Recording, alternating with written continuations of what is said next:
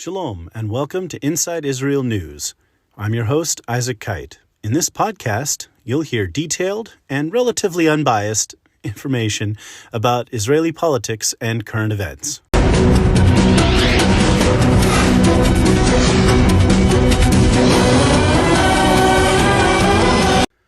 Well, we have a list of exciting stories today, so let's dive right in and see what's going on in the world of the Middle East and Israel.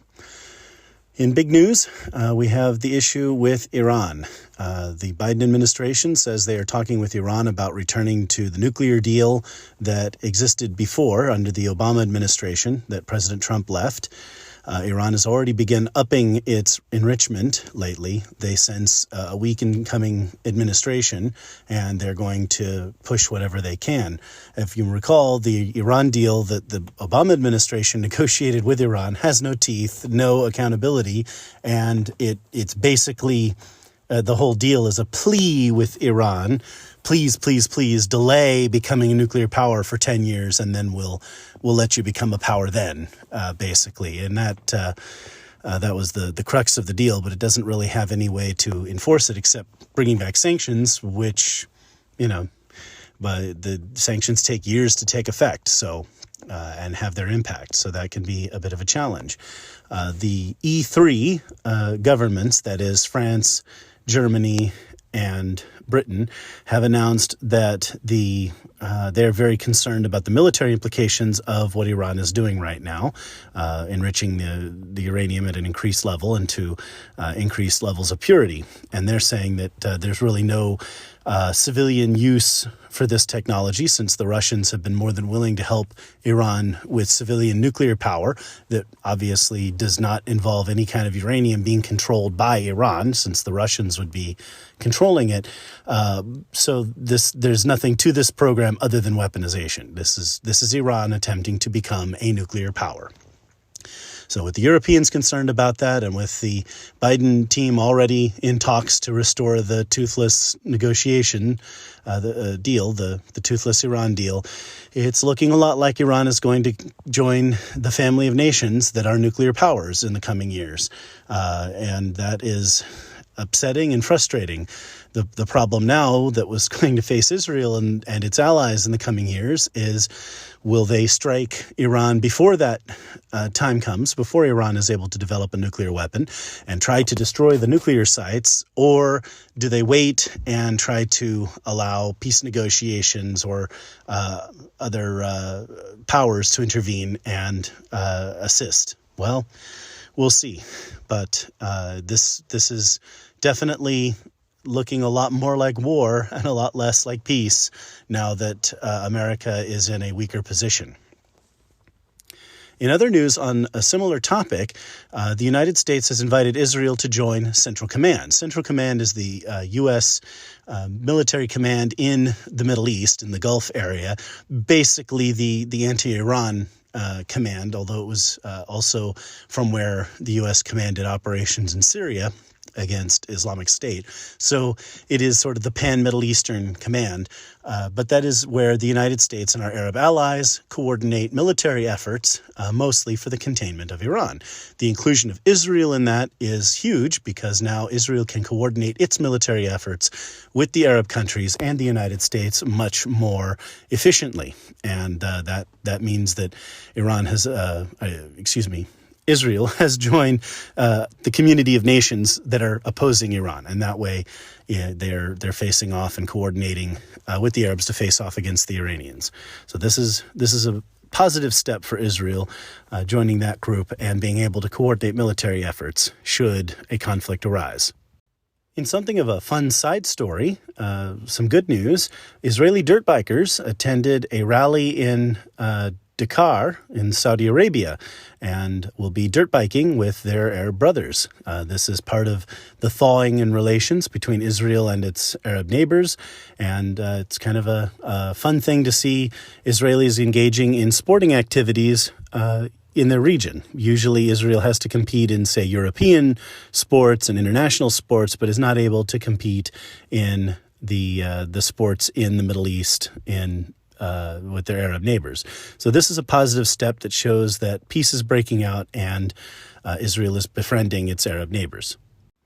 In another bittersweet story, as Israel nears the end of its second coronavirus lockdown, Israel is talking about the end game coming out of the virus crisis. As vaccines are being distributed and disseminated, the lockdown is supposed to end Thursday, and already several political parties have come out against extending it, including Blue and White, led by Benny Gantz, and of course the two ultra-Orthodox parties, the Haredi parties, are opposed to that as well.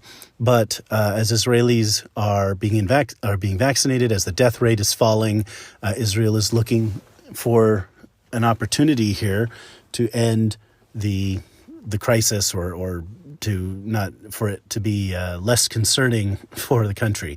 Israel has lost about 4,000 people to the virus, small percentage. Obviously, this is a virus that tends to kill people who are already on their deathbeds, elderly or infirm, and very rarely kills others. But it is still a matter of some concern to the government, and they're hoping that the crisis is averted and will be going away soon, thanks to the efforts with the vaccine and efforts to prevent the spread of the virus.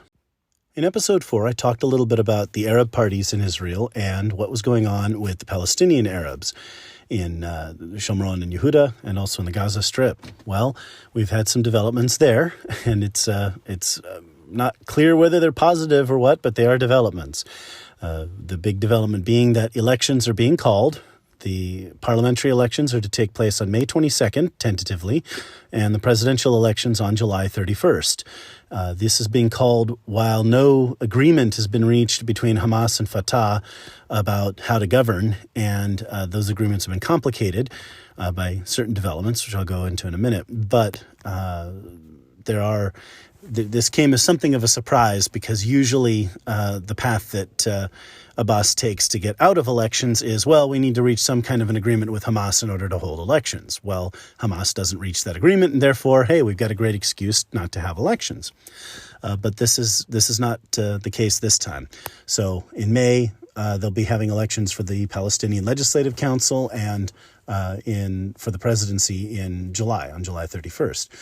Well, they've been in negotiations, Fatah and Hamas, for the last year. They've increased the number of negotiations they've met in Turkey and Egypt, in a number of different places, trying to negotiate some kind of deal between the two groups, so that they can have what they call a unity government, or at least so that they can address issues like having an election and that kind of thing. As the polls talked about a week ago, there's a wide consensus among the Palestinian Arabs that if, say, Hamas won elections, that Fatah would not recognize those elections, and if Fatah won elections, Hamas would not recognize elections. So they really need to reach some kind of an agreement even to have elections, and then there has to be some understanding of what's to happen afterwards. Suppose, for example, Hamas should win. What is Fatah going to do?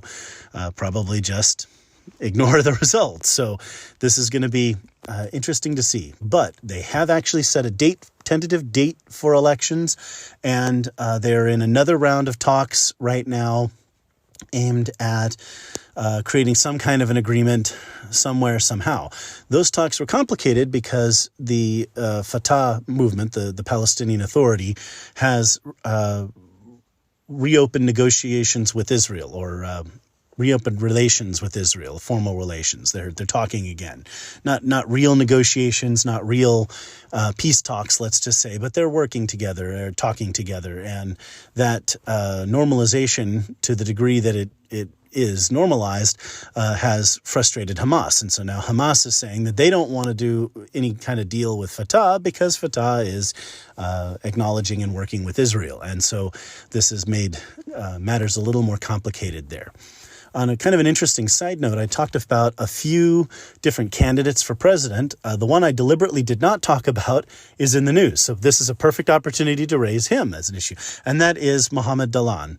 Dalan is a longtime Fatah operative, lieutenant of Yasser Arafat, who's been kind of in the wings. And there are some who argue that he might be a partner in peace in the future. It's Hard to imagine some of these guys really being a partner in peace. Is one terrorist better than another? But Mohammed Dahlan has certainly shown himself relatively reasonable in the past. Fatah managed to get rid of him. He used to run the Gaza Strip for Fatah and for the Palestinian Authority, but they charged him with embezzling some $16 million, and he's been in the UAE since 2011, convicted in absentia. Did he do it? He says he didn't. Obviously, if you wanted to get rid of a political opponent, you would charge him with some fallacious crime and force him to leave, right? Or arrest him and put him in prison, right? So, who knows? Is this true? Is it not true? But it is interesting that this guy is not being allowed to run for president, which is why he's in the news. The Palestinians have stricken him from the ballot because he's a convict, or rather, because he was convicted in a Palestinian court. As we mentioned, Marwan Barghouti, who is another Fatah leader, is in an Israeli prison, serving 5 life sentences for leading the second intifada in particular against Israel, which caused a lot of Israeli deaths. So he's of course a convict in the Israeli system and is in prison in Israel, but he's regarded as a hero to the Palestinian Authority and many on the Palestinian street. So he is someone who could be a candidate for president for them. However, because Dahlan was convicted in an Arab court, he cannot be a candidate for president. However, his partisans are not completely dead. They are actively trying to secure seats on the Fatah list. And if they are not able to secure seats on the list, they are preparing to run as a separate political party. So something like political parties are beginning to form other than just terrorist groups, and their interests are not entirely clear, but, Dahlanists, let's just say, will be people that are more loyal to him and interested in pressing his personal agenda in the Palestinian leadership struggle. So it's more about, in that case, more about who than what in terms of policy. But if he had a substantial faction, let's just say enough to form a coalition with one party or the other, Fatah or Hamas, that could put him in a very powerful and preeminent position. As we've seen in Israel, the Haredi are often kingmakers in terms of governing coalitions there, and they get a lot of goodies, a lot of privileges, special privileges for that. So it'll be interesting to see how this turns out. In the meantime, with the elections coming up, they're trying to talk, they're trying to work something out, and we'll have to wait and see what develops. Will those elections actually take place? I'm not even sure of that. The tentative setting of elections may just be a tactic by Abbas to try to bring Hamas to some kind of agreement in order to hold those elections. And we have in the background to all of this, the Arab states, who are, of course, making peace with Israel, are pushing Fatah, who's a Sunni Muslim movement, to try to reach some kind of agreement with Israel or be more proactive in that. And Hamas, which is Iranian-backed, is obviously eager to continue the conflict, and they want to agitate to make more trouble. So the geopolitics in the region is now involved in the Palestinian struggle, internal Palestinian struggle between Hamas and Fatah, and that's going to be trouble one way or another. There's factional infighting within Fatah. It's not entirely clear what's going on inside Hamas right now, and the two are struggling with one another. And then there's the larger geopolitical situation where Arab states are pressuring Fatah and Iran is pressuring Hamas. So we'll see how that all plays out. With the news out of the way, we can return our attention to the Israeli elections, which are coming up in March, and not a lot is exciting going on right now. We're kind of in the doldrums. I somewhat expected this to happen, which is one of the reasons I mentioned I would go on some side topics. When Israeli elections are called, they're called usually about 90 days after the Knesset dissolves, and there's some really exciting stuff up front. New parties are formed and new policies set forth and new leaders put themselves forward for prime minister, and there's just 2 or 3 weeks of just really exciting news and new stuff going on and all that. Then things quiet down because now the parties are organizing. They're rallying their fundraising efforts. They're getting their troops ready.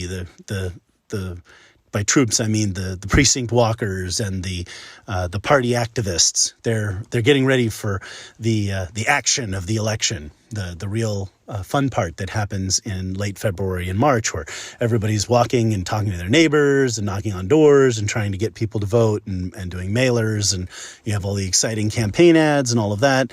And right now we're in the planning and development stage for all of that, so things get a little bit quieter. And it'll be a few days here before we get some really juicy, exciting things that can happen. Although, who knows, something interesting could drop any day now, and we could have some fun news. But I'm going to fill some of this time by talking about the history of the Israeli political parties and Israeli politics so that you can get a better sense of what the context of this election is, where we are, and how we got here. And I'm going to begin with, I think, the most relevant political party, and that is Likud. Backing up for just a second, I did describe the joint list and the Arab parties in the joint list in episode 4. So if you're interested in that, go back to episode 4 and check that out. This will proceed now with Israeli right-wing parties, and then I'll move over to the left-wing party, and I'll be starting, obviously, with Likud. Why Likud? Because Likud is the most relevant.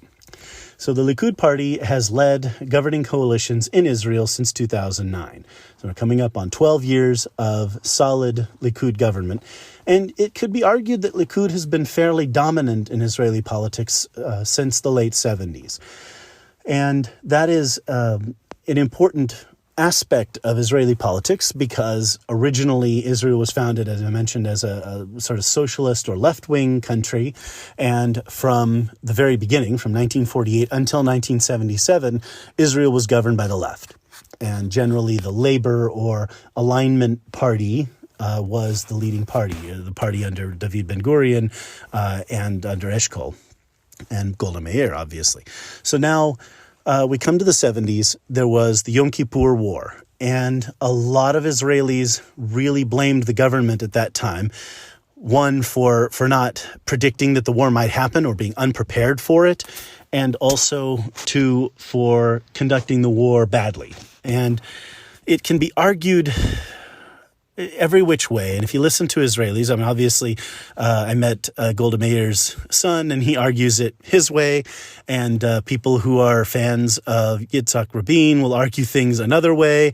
People who are great fans of General Moshe Dayan are going to argue it another way. People who are very hostile to Moshe Dayan will argue it yet another, and so you get a lot of debate about that. This is Israel, and of course, Israelis, the greater part of them are Jews, and so we love to argue about these things. And if this person had done this on this day, or if we'd known that, or if we'd just done this, everybody's got an opinion. Okay, but the general national feeling was that the left was not handling the situation well.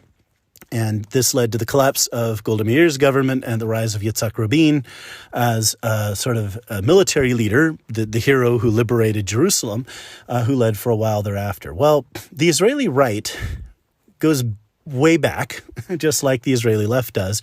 The Israeli right really owes its patron saint, Ze'ev Jabotinsky, a great debt of gratitude. Jabotinsky had a very Herzl-esque vision for Israel. Theodor Herzl, for those who don't know, the Austrian journalist who wrote Der Judenstaat, the Jewish state, and really got the momentum behind Zionism. Zionism had existed before him, but he really pushed it. He envisioned Israel as an entrepreneurial free market country where Jews would be economically prosperous and entrepreneurial and able to explore our talents in intelligence, in productivity, in industrial production, banking, and other such. Well, Jabotinsky lived in Israel in the 30s and was an important political figure there, but he died in 1940, so he wasn't able to be a founding father to Israel, but he did leave a lasting mark. He was a very very proud nationalist, and he believed that Israel should be a strong military, have a strong military, and be a strong, I don't want to say militant state, but have a strong sense of national security, and that national security should be a strength of Israel's. He was also a free marketeer, believed very strongly in that entrepreneurial free market economy for Israel. And of course, what sort of surprises people about Jabotinsky and the Israeli right in his time, he was fairly pro-Arab. He wanted the Arabs to feel that they had an interest in Israel as well. And he actually proposed so far as having a rotation in office between Jewish and Arab prime ministers at one time. And of course, in his time, this was before the great exodus of Jews post-Holocaust in post-World War II Europe. So the Jewish and Arab populations were more equal. So that bit of context needs to be understood in order to grasp what he's working on there. But when you think about situations like Northern Ireland and France, the French Canadians, right? So in Northern Ireland, they have rotation in office between Catholic and Protestant leaders as part of their peace deal. And in Canada, to a large extent, they've gone back and forth between French Canadian and English or Scottish descended, British descended prime ministers. So you have a tendency to go back and forth. And that rotation works for some people. So that was sort of what Jabotinsky had in mind. Obviously, since the greater part of the Arab population would leave when the war concluded and go to the other side of the so-called Green Line or Armistice Line, that reduced the Arab population in the state of Israel, and a large number of Jews emigrated from Europe and Russia to be in Israel, and so that increased the Jewish population. So things changed. At the time, there was a militia called the Irgun. The Irgun was to the right of the Haganah, which was the defensive, we'll call it the sort of proto-Israeli military that served under Ben-Gurion. And the Irgun was considerably more right-wing. And there's a good history of that. I'm not even going to touch that with a 10-foot pole. You can go read about that. And again, everyone has an opinion. Some people, they're a bunch of extremists and nut jobs. And some people say, they were the true patriots. You go look at that for yourself. I'm not gonna ring in on that too much. Let's just say that during the War for Independence, Ben-Gurion ensured that there would be one military in Israel, that the Haganah would be the model for it, and that there would be one united Israeli defense force to go forward in combating the Arabs. And ultimately, the Irgun militia cooperated with that, and they became one. But that's also important because a number of the right's leaders, like Menachem Begin, would come from that Irgun movement. So in the 70s, we come back to the 70s, the Yom Kippur War has ended. There's a broad dissatisfaction with the government and the left. And into this environment comes Ariel Sharon and Menachem Begin. And when they step forward into the leadership role there, they take a look at the right. And the right's broken up. There's 5 major parties on the right, and they're all split up this way and that. And so they bring those 5 parties together. And they into what they call the Likud, the coalition, the combination, the consolidation, depending on how you want to interpret that word. And so they bring these 5 parties together and create one united Likud Party. And it was massively popular in the 1977 election. It's the big landslide. Likud wins, and they get to govern Israel. And they went a full 4-year term with that. So that was an exciting event in Israeli history. Well, we know from our Israeli history that no sooner did they come to office than 2 years later, Menachem Begin sat down at Camp David with Anwar Sadat of Egypt and President Jimmy Carter, and they hashed out the peace deal with Egypt, the very first peace deal between Israel and one of its neighbors. And later in 1996, Jordan would sit down and make peace with Israel, and now we have the United Arab Emirates, Bahrain, Sudan, Morocco, and other states starting to make peace with Israel. So that was when that great event happened. Sort of the sad thing that happens in that time is the war in Lebanon. There's no happy there are no happy events in the war in Lebanon. So this war breaks out, and Lebanon is in a civil war now. If you ask the Lebanese Christians, they'll say the Palestinians started it. If you ask the Lebanese Muslims, the Sunni Muslims, they'll say that either Iran or they'll blame someone else. But everyone's got someone to blame. But there was a war. Lebanon was created by France after Sykes-Picot because this is this little coastal community, and they by drawing the boundaries carefully, they created one majority Christian country in the whole of the Middle East. And Lebanon is something of the France of the Middle East. They have the most beautiful Arabic, and everyone says, and the most beautiful language. And Beirut is really the Paris of the Middle East. It's a very nice place to visit. Well, as a majority Christian country, with a large number of Palestinian refugee camps, because of course Syria had sent their refugees over. They didn't want to have any Palestinian refugees in Syria. So this was a place that the Palestinians felt that they could agitate against the Lebanese Christians and get their Sunni and Shiite, there's a large Shiite population in southern Lebanon, get their Sunni and Shiite Muslim brothers all riled up and start some trouble. And ultimately this led to the Lebanese Civil War. And Israel became involved because Israel's security interests were involved. Iran sent a number of terror leaders, the organization we now know as Hezbollah, to southern Lebanon, and they created some trouble. Well, Begin got Israel in there quickly and started to secure the situation, and they were trying to end this conflict. And during this, some of the phalangists, the very militant Christians, are purported to have gone and slaughtered a large number of Palestinian refugees at Sabra and Shativa camps. Now, if you go talk to different people, everyone has an opinion, and everyone has. A lot of the Christians in Lebanon will say that, it was a minor thing. Only a couple people were killed, and they were armed.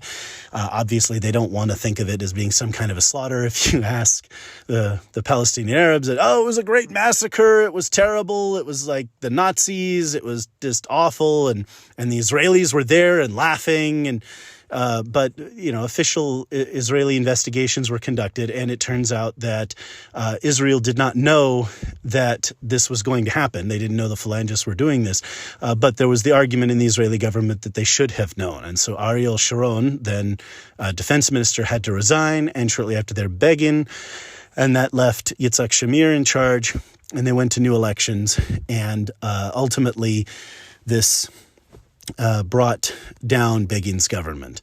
So this is the beginning of Likud, but it was a huge change for Israel. So you get fast forward to the 1984 election, where there was no clear winner. And Yitzhak Shamir and then labor leader Shimon Peres sat down with Ariel Sharon, working kind of in the background because he was somewhat in political disgrace, or let's just say he was in the outside, negotiated a unity government. And part of that was that the Israeli shekel would be reissued and that Israel would adopt more free market policies and start to privatize banks and other industries. And so that government really, that election really changed how the Israeli economy works and how Israel functions economically and politically. And obviously the changes were profound for Israeli politics because since then, basically, there's been a little back and forth, but Likud has really been the dominant force in Israeli politics thereafter. So after a tumultuous and difficult start, Likud really got the upper hand. So Shimon Peres was prime minister for 2 years, followed by Yitzhak Shamir.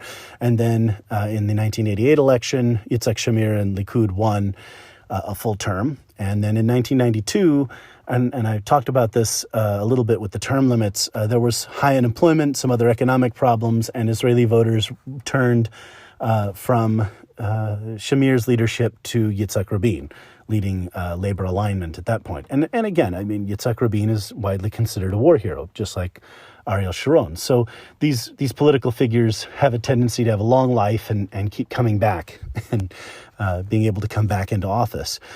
Well, Rabin, of course, was involved with the Oslo peace talks. Likud has been very nationalistic, and they're involved in peace talks, but they're always very suspicious and very cautious about signing agreements with the Arabs. And that's why the Egyptian Accords were really special, because this really involved some significant trust on Israel's part that Egypt wasn't just trying to get the upper hand, taking back the Sinai, to make another war on Israel with their allies. And who knows, they could have.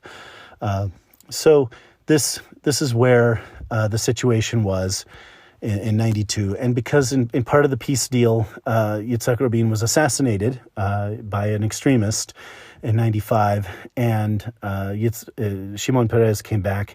And that's when, in the 1996 election, Bibi Netanyahu won for the first time, leading Likud. And he served 3 years in office before a sex scandal brought him down. And Israel attempted direct elections of the prime minister, which I'll talk about another time. It's kind of fascinating how the Israelis are willing to experiment with different political systems, because that's somewhat presidential in terms of having direct elections.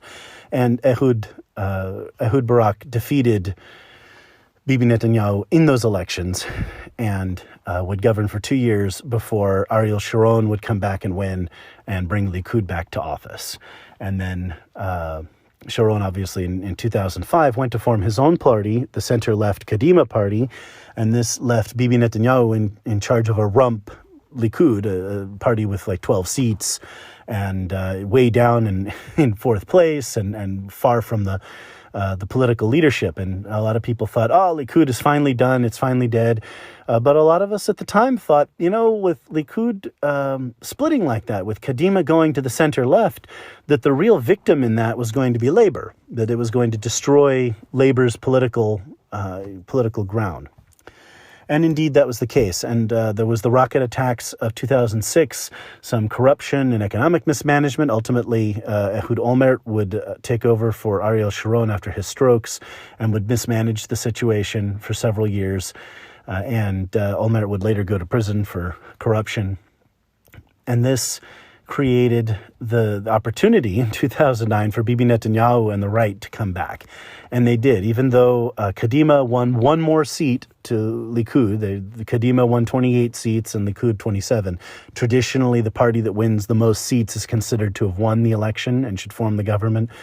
But in that election, Netanyahu was able to form a coalition with the right because the right bloc had won more seats.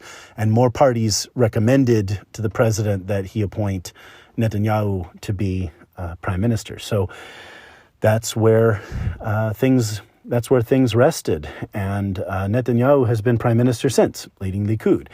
Now, I would describe Likud today predominantly as Bibi's fan club. Netanyahu has driven off anyone who is a competitor to him, from Moshe Ya'alon to Gidon Sa'ar to so many others. He drives off anyone in Likud who has any chance of being prime minister. And so a lot of what Likud is today is, like I said, Bibi's fan club. But at the same time, there are leaders who have been in Likud and who are currently in Likud. I mentioned Nir Barkat, former mayor of Jerusalem.